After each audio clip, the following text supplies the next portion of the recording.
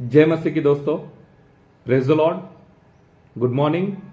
प्रभु यीशु मसीह के सामर्थ्य नाम से फिर से एक बार आज के मॉर्निंग मन्ना सेशन में आप सभी का स्वागत करता हूं। आज के स्टडी के लिए हम देखने जा रहे याकूब की पत्री 2 अध्याय और 13 वचन मैं आपके लिए पढ़ना चाहूंगा। हम सुनेंगे। क्योंकि जिसने दया नहीं की उसका न्याय बिना दया के होगा। दया न्याय पर जयवंत होती है। आज का वचन हमें कहता है, जिसने दया नहीं की उसका न्याय भी बिना दया के किया जाएगा। दोस्तों, कई बार हम ऐसी आशा रखते हैं हमारे ऊपर कोई दया करना चाहिए, लेकिन आज का वचन कहता है हमें भी किसी के ऊपर दया रखना चाहिए। और इस वचन को समझाने के लिए मैं आपको लेके जाना चाहता हूं मत्ती का सुसमाचार 18 अध्याय। वहां पे प्रभु यीशु मसीह ने एक दास के बारे में और उसका जो अधिकारी है उसके बारे में बहुत अच्छा एक पैरेबल दिया है। उसको मैं आपको समझाना चाहता हूं। जब हम 23 वचन से लेके 35 वचन तक पढ़ेंगे तो हम यहां पे देख सकते हैं एक दूसरे के ऊपर दया रखना और दया नहीं रखने का जो परिणाम है वो हम देख सकते हैं। मैं सब कुछ आपके लिए पढ़ना नहीं चाहता, लेकिन मैं जो कहानी वहां पे लिखी है वो मैं आपको समझाना चाहता हूं। एक व्यक्ति था जो दूसरे के अंडर में काम करता था, यानी कि किसी का वो दास था। अभी वो कर्ज में डूबा हुआ था, उसे 10,000 रुपया देना था। जब मालिक आता है और उसके पास 10,000 रुपया मांगता है तो वो गिड़गिड़ाता है, रिक्वेस्ट करता है, मुझे माफ कर दो, मुझे थोड़ा वक्त दो, मैं आपका सारा पैसा आपको लौटा दूंगा, प्लीज मेरे साथ कुछ बुरा मत करो। तब वो मालिक को उसके ऊपर दया आता है, मालिक को उसके ऊपर तरस आता है और कहता है ठीक है, जितना भी कर्ज था मैं माफ कर देता हूं। अभी ये दास जब बाहर चला जाता है तो इसके अंडर में दूसरे दास थे। आप समझ रहे क्या हो रहा है? अभी इस व्यक्ति को उसके अंडर में जो दास था उसके पास 1,000 रुपया लेना था। अभी ये जब उसे मिलता है तो कहता है भाई मेरा 1,000 रुपया कब देगा तू, कितना दिन हो गया। तो उसी तरह से जिस तरह यह व्यक्ति उसके मालिक के आगे रिक्वेस्ट किया था, अभी इसके अंडर में जो व्यक्ति है, जो दास है, वो रिक्वेस्ट करता है प्लीज मुझे माफ कर दीजिए, मुझे थोड़ा वक्त दीजिए, मैं आपको सारा पैसा लौटा दूंगा। तब यह व्यक्ति उसके ऊपर दया न दिखाते हुए उसे जेल में डाल देता है, उसे सजा करता है और कहता है जब तक मेरा पैसा नहीं लौटाएगा तुझे इसी जेल में रहना होगा। अभी ये जब सारी घटना हो रही थी वहां पे कुछ लोगों ने जाके मालिक को बता दिया। फिर मालिक आके इस व्यक्ति को बुलाया और बोला तूने ऐसा क्यों किया? अभी आप समझ रहे क्या हुआ? मैं आपके लिए जो मालिक ने उसे कहा ना, वो मैं आपके लिए पढ़ना चाहता हूं। 32, 33 और 34 वचन। तब उसके स्वामी ने उसको बुलाकर उससे कहा, हे दुष्ट दास, तूने जो मुझसे विनती की तो मैंने तेरा वह पूरा कर्ज क्षमा कर दिया। इसलिए जैसे मैंने तुझ पर दया की वैसे ही क्या तुझे भी अपने संगी दास पर दया करना नहीं चाहिए था?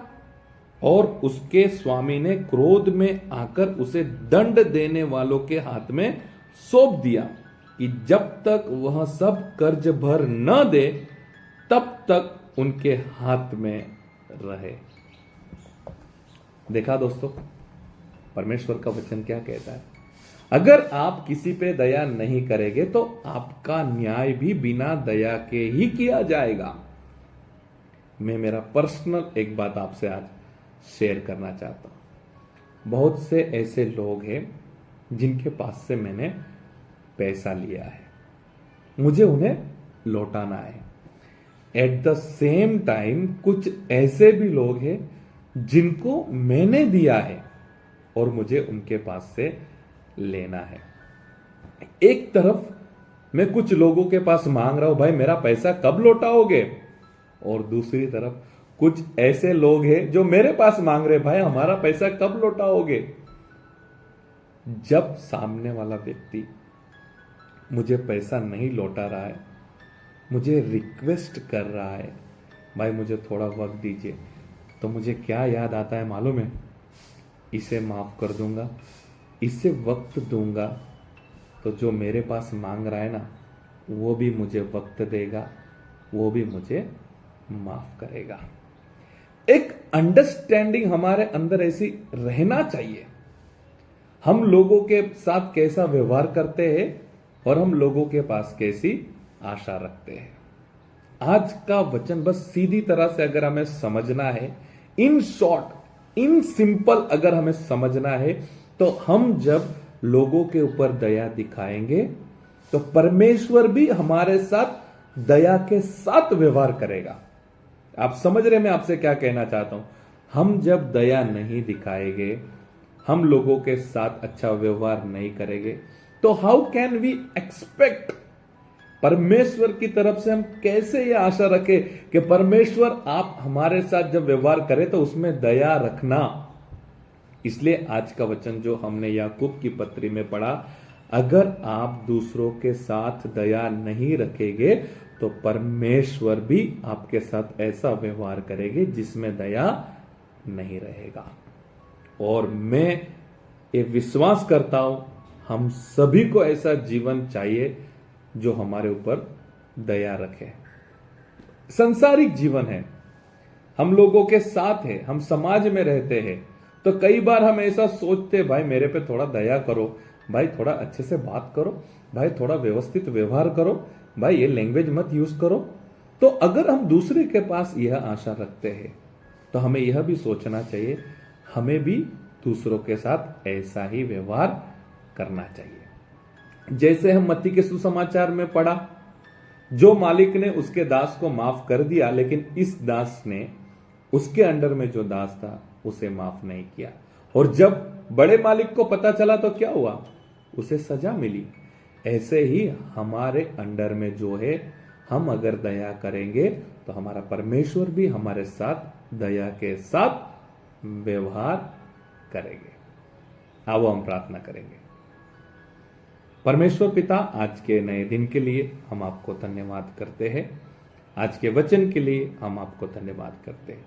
परमेश्वर पिता, आज के वचन अनुसार मैं प्रार्थना करता हूं सभी विश्वासी भाई बहनों के लिए, हमें ऐसा जीवन दीजिए, हमें ऐसा मन दीजिए, हम दूसरों के ऊपर दया रख सके, दूसरों को हम समझ सके, और ऐसा करने से हम आपके पास दया को अनुभव कर सकते हैं।